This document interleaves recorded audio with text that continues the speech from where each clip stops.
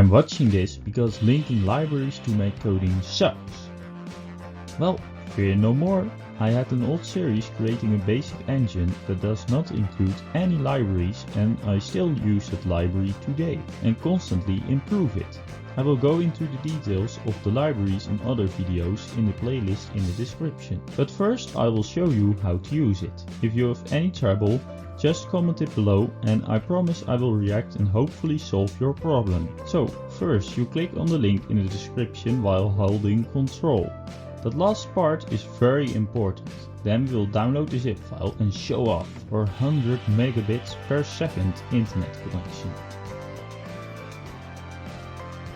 This is for Windows, of course. When the zip file has been downloaded, put it somewhere useful by pressing Ctrl V in the folder you want and unzip it. I know I've WinRAR, but you can right click on the folder and press Extract All, which will extract those files to your computer. Now you have a folder which contains two projects. The project that you need to include and the standard project.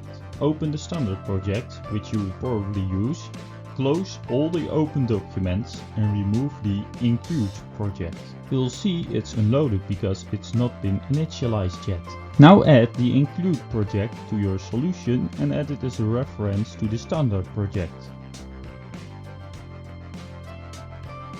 Lastly, change the additional include directory folder to the folder in which the include project, not the standard project, is located. You should be able to compile it now. For more information about how to use this, watch the playlist in the description.